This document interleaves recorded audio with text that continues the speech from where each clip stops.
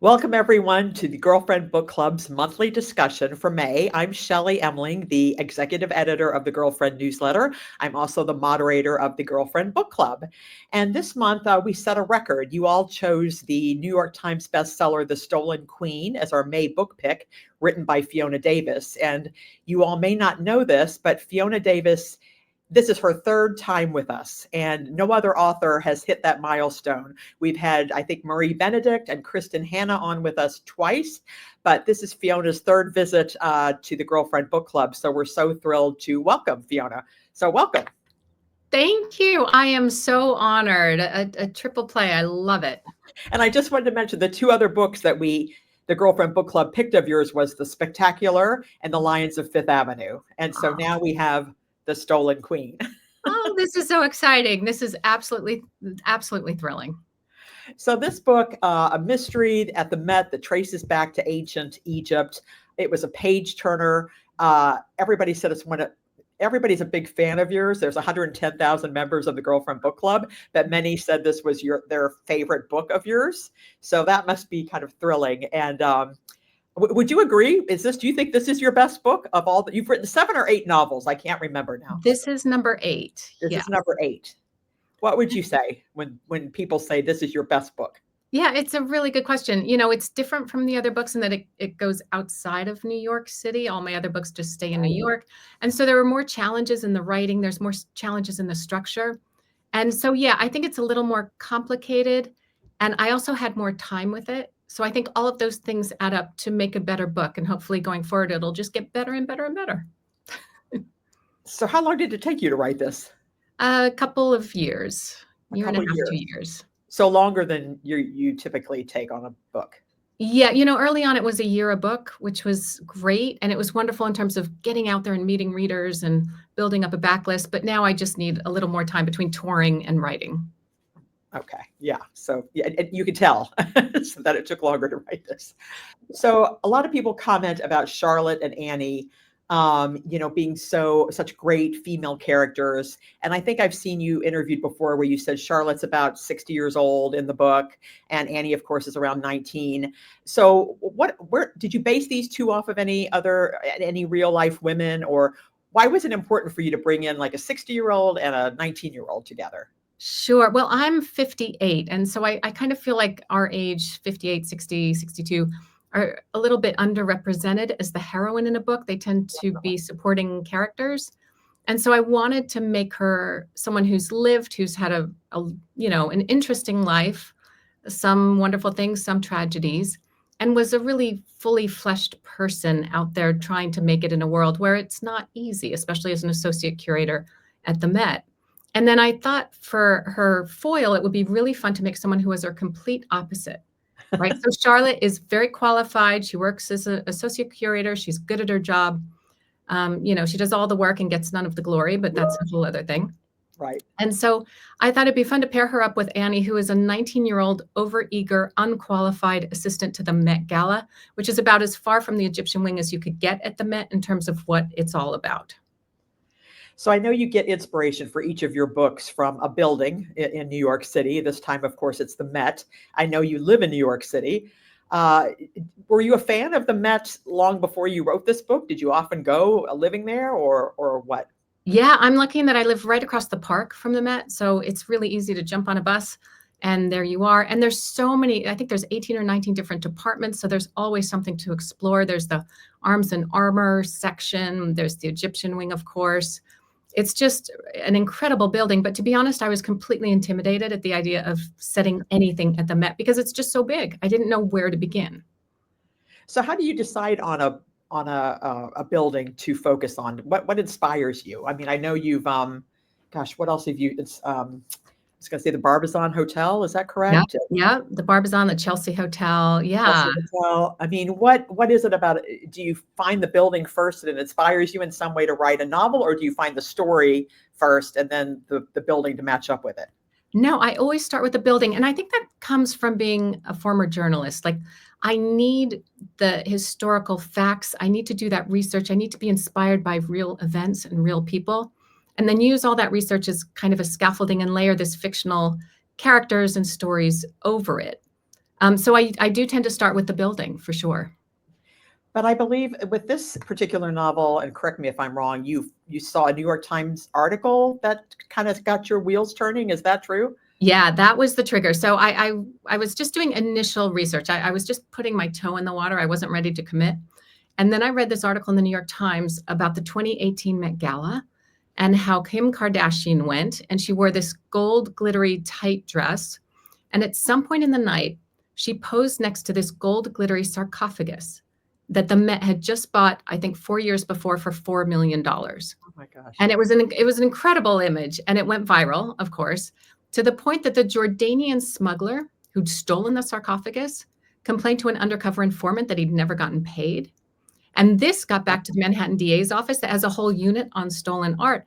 And they did some digging. They found that the papers had been falsified, and the Met was forced to return the sarcophagus. And that's where I thought, okay, the Met Gala, ancient Egypt, two completely different, one's pop culture in a way, and the other is ancient art, and just all embodied in this one building. So that would be my way in. And once I saw that, I got really excited. So that's what led you to connect the dots with that story with the Met and go from there. Have you ever been to a Met Gala, or would you want to go to a Met Gala?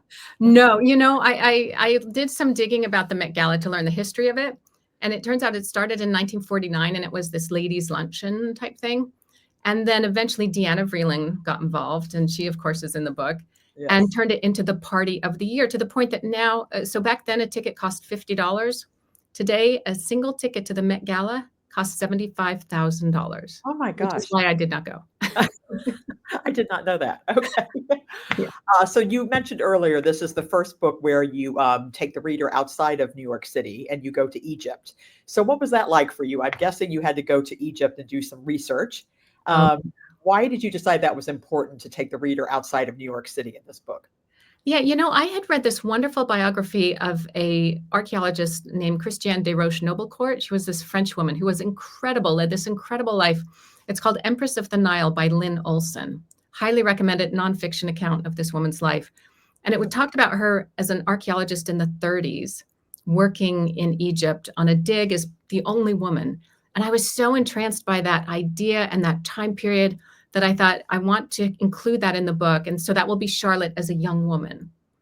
And then that meant I had to go, because I find I need to get in the space. I need that spatial orientation in order to be able to talk about it. So, for example, going to the pyramids and what they're like as the sunlight hits it as it's rising, and the way they turn pink, or the way that in the afternoon the wind would pick up and the sand would cover the sun and everything turns this weird orange color, and what the food was like, and what it's like to crawl into a tomb, pretty much, because the openings are so small.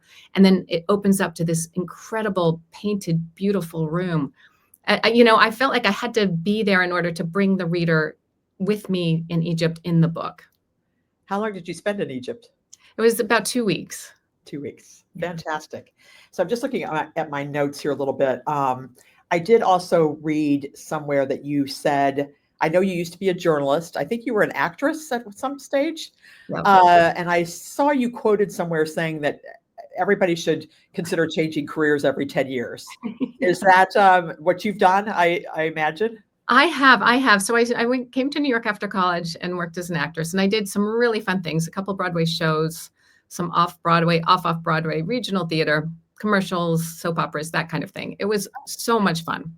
But then I realized I was getting a little older, in my 20s, late 20s, and just I wanted a little more control over my life. Right. And so I went and I took a Myers-Briggs test, which is supposed to tell you what to do, what you should be. And I filled it out, and I went back the next day and they said, oh, we studied your answers and you should either be a journalist or a cop. I was like, well, that's easy. And so, this was before the internet, really. And so I thought, okay, I'll apply to Columbia Journalism School, which is one of the best in the country. Right. Luckily got in, and then just started on a whole new trajectory. And then about 10 or 15 years after that, I had an idea for my first book, which came out of an article idea. Okay. And so then suddenly I switched again. So yeah, I think every 10 years you kind of make a big change, and then you eventually end up where you should be. And your first book that knocked it out of the park was The Dollhouse, correct? Yes. Did you expect it to be such a big hit? I mean, to have such success right right from the get-go? It was funny. It was this little book that could. It kind of came out and did surprisingly. I think it surprised everybody with how it did, and people started recommending it. And word of mouth, of course, is so important and so powerful. And so by the time the paperback was ready, my publisher said, "Oh, we want to send you on a tour," which is unusual Yeah. for a paperback, and I hadn't done one for the hardcover. And so then it just was a slow build, and I think that was really helpful. If I was asked to go and talk at a library early on, I would say yes. So I think I talked in every library in Long Island, and it was just a matter of wanting to connect with readers and build up readership, and that's what's so powerful and important to me, is now going to events and having all these readers there who've been with me since the very beginning, Right. and just what a wonderful position that is to be in. I'm You very lucky. you definitely have a loyal fan base. That's for sure.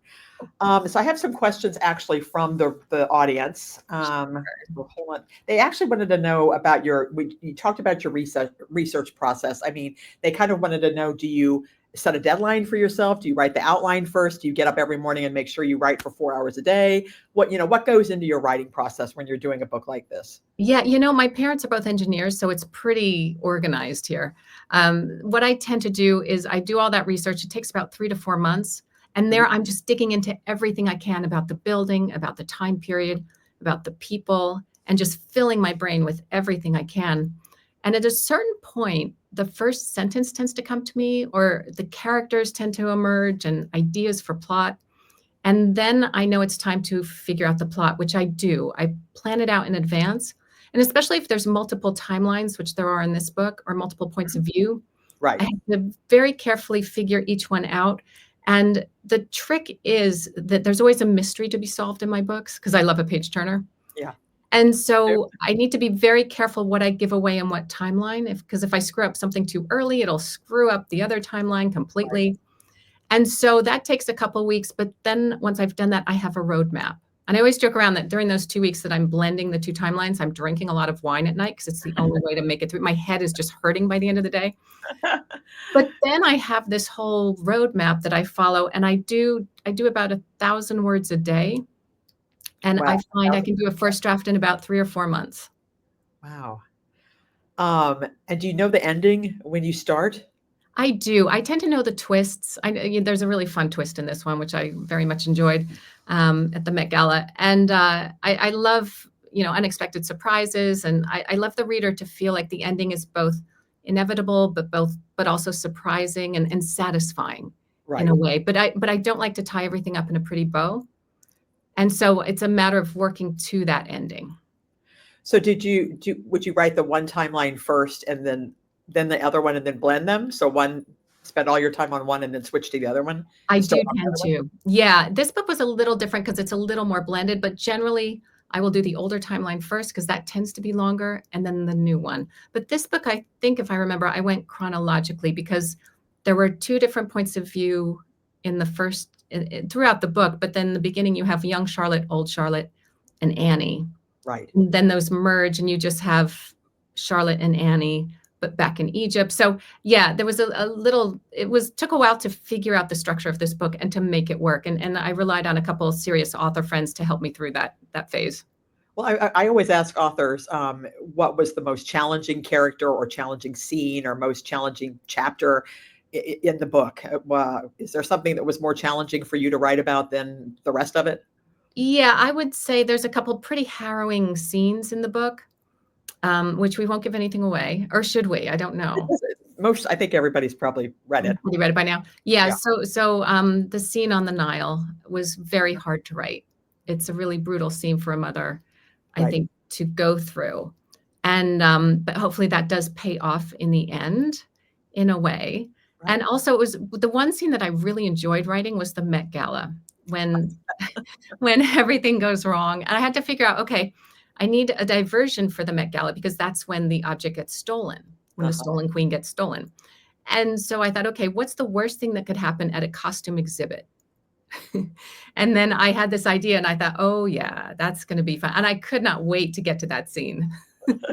How did you research the Met Gala itself? I mean, did you read every article that's ever been written about Met Galas? Or Yeah, you, I'm very lucky in that at the Met has a museum inside it. And so oh, there I could look at press clippings, I could look at catalogs, I could look at, photographs. So I could basically recreate the Met Gala exhibit from 1978.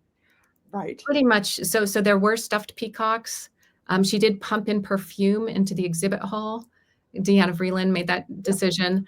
And so what you're reading in the book is pretty much what happened because of the wonderful archives at the Met. Who were the big stars that attended the 1978 Met Gala? It was Diana Ross. I believe it was Mick Jagger. And there was Jackie O, I think, was there. Really, Yeah, so it was very star-studded. By then, it was starting to really really chug pick along up. as the party of the year. So another reader wanted to know any plans to continue Annie's story in any way. Oh, that's a great question. I hadn't thought of that, but I think that's a really fun idea because I think she's off to the races. She's a parentified child in the book, basically. So she has to take care of her mother, who is a former model and just is very needy. And I wanted Annie throughout the book to be looking for how to be in the world as a woman and looking for mentors to show her because her mother is useless. Right, And so there's Deanna Vreeland, and then Charlotte steps in, and she's a very unwilling mentor. But I think now, once she's, gotten to a certain point, I think she's going to lead a very exciting life. So yeah, you never know. I think that's a great idea. yeah, and somebody asked what influenced you to set this in 1978, but that was really the newspaper clip, right? That's No, it was a matter of reading that book about being an archaeologist in the 1930s and okay, then doing the math and figuring out, okay, then she'd be 60 around 78. And that would work well. And I realized it would also work well because the Temple of Dendor, which is where the Met Gala is held every year, they basically turn it into this huge disco. mhm, That had just been installed in September of 78. And then the King Tut exhibit was about to open in December of 78. And my book takes place in November, which is when the Met Gala was held that year. right, And so that is nice because that King Tut exhibit was a huge blockbuster. And it puts so much pressure on my characters because they're not only doing their jobs, they're prepping for this major, major exhibit. right. And it seems like all your books feature really resilient, fierce, feisty, strong women, and I'm assuming you do that on purpose, and you'll keep doing that. Yeah, I especially like an older lady who's really tough and says what she thinks. I think that they're just, I'm using them to express myself, I think, because I'm such a people pleaser, and a good girl. But so there's something wonderful writing characters who are tough and say what they think and are not afraid. And also, whenever I'm doing that research, I always uncover these women who are these unsung heroes of the past, like Christiane de Roche-Noble-Court, who should be, lauded and have done these incredible things that many people don't know about until someone like Lynn Olson writes the book on her. Right. And so you always uncover these women who are so dynamic and need to be brought to life. And so I feel very lucky to be able to do that. So just a few more things. I just wonder if there are any authors, books from this past year or so that you have particularly loved or that have inspired you. I know you have a lot of author friends. I think we've talked about this before. And I think you've said that writers, it's a very welcoming community. I guess maybe surprisingly to some of us, that authors are friends with each other and support each other with their different pieces of work. Is that true? Yeah, I think it has to do with historical fiction in particular, because people who read historical fiction are pretty much voracious readers. And so if they like one book, they'll read the next one. It's not like they'll choose one over the other. So we're not in competition with each other. If you like Marie Benedict's books, you'll probably like mine. And I am so happy to, tell everyone in the world about Queens of Crime, which was her latest one, or Right. Linda Cohen Loigman just wrote a book called The Love Elixir of Augusta Stern.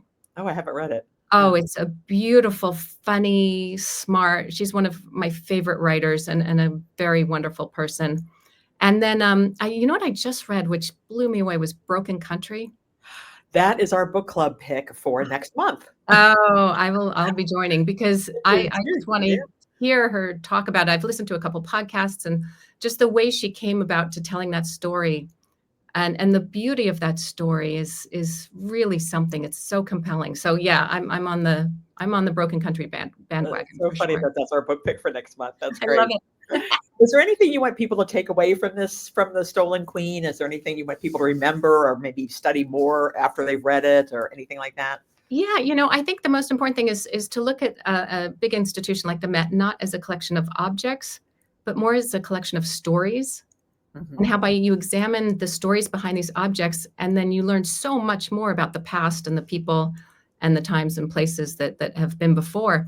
And what's fun about the book is I used a number of items from the Met in the book. There's a broad necklace that's very important, and the actual sculpture that the one that gets stolen is based on is at the museum. And so on my website, actually, there's a scavenger hunt that lists all of the objects mentioned, as well as the galleries where you can find them. And so if you go to the Met, feel free to bring that and you can go and see the actual objects that made it into the book and were so inspirational in the writing of it. That's fantastic. So just two or three more things. What are you working on now? If not the continuation of Annie's story, are you working on another book right now? I am. I'm working on a book set at the oldest house in Manhattan, and it's a museum now, and no one has heard of it. It's called the Morris Jumel Mansion. It's up on 160th Street. It's this beautiful house. It looks like it belongs in Virginia. It's got these white columns. It's this mansion with gardens all around it. It's beautiful. No. And it was the headquarters for George Washington during the Revolutionary War. And then in the 1800s, a woman bought it named Eliza Jumel. And she's the focus of the book. She was born the daughter of a prostitute in Rhode Island. She served in the workhouse. She was an indentured servant. She moved to New York and she became the richest woman in New York City because she was so good at real estate. So how did you come across that building?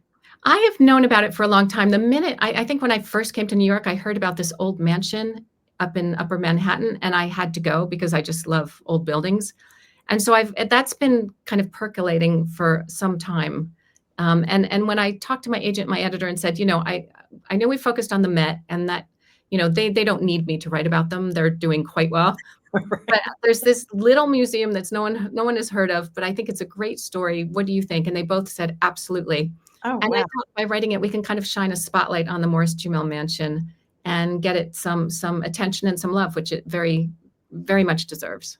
So we could expect that in another year or two, perhaps? Yes. Yeah. It looks like January 27, but we'll see. And it sounds like, since you live in New York, it sounds like you really love New York City. When you're not writing or like staring at buildings, looking around, I mean, what do you love to do in the city? Oh, there's so much. I love to go to theater, being a former actress. I love seeing shows, going to music. There's just always something going on. I remember one time my boyfriend and I went and caught this wonderful tap dancer that he knows. And he was dancing kind of in an office building on the second floor. And it was this whole jazz scene going on in this really strange surroundings that you would never expect to be there. And that's what I love about New York. There's always surprises. There's always something cultural that will just catch your attention. Yeah, I recently saw Sunset Boulevard. That was fantastic. Great. Yes. Oh, there's so much going on out there. It's fantastic. I just have to ask you, what soap opera were you on when you were younger? Because I I was on literally a, watched every soap opera when I was in high school and college imaginable. I was on a recurring role on Another World. Oh, yeah. Okay, Right great. before it conked off, I think. I think I brought it down. No, you didn't. And then finally, when you're not writing, going to theater, is there something that you do with your girlfriends? Do you guys get together regularly? Do you like to go to Broadway shows together? Is there something at the fun that you really love to do with your girlfriends? Oh yeah, there's a whole crew of us from the old days who we're all still friends, 30, 40 years later. Really? And yeah, we just love to go out to dinner and just talk into the night or meet at someone's apartment and catch up. And yeah, there's just something really special about people who've known you since you were 21. Right. There's just really something magical about that. And we're actually trying to plan a trip to Seattle, where another friend of ours has moved. So hopefully that will happen soon. Oh, that's great. And I'm guessing you're going to not go back to the Met for a while. Are you kind of met it out at this stage? Oh, no. I was just, excuse me. Excuse me. I was just back there on Saturday there's Really? this book club from Boston. There's 40 to 50 of them. And every book they rent a bus and they come down and we tour whatever location.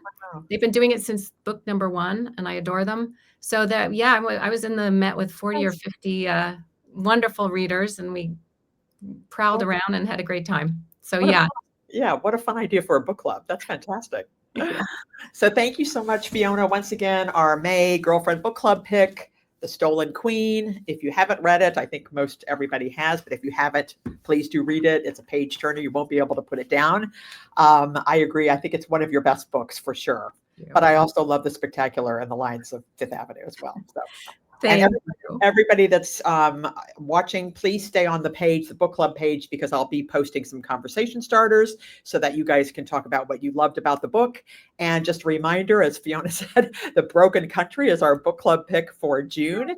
And The Story She Left Behind is our book club pick for July. And the authors will be joining us the third Tuesday of each month at 7:30 p.m. right here on this page. So have a good night, everybody. Thank you so much, Fiona. Again, well done. I'm so proud of you and so pleased for you. So thanks for joining us again, the third time. Thank you, Shelley, and thank you to all the readers. I really appreciate it.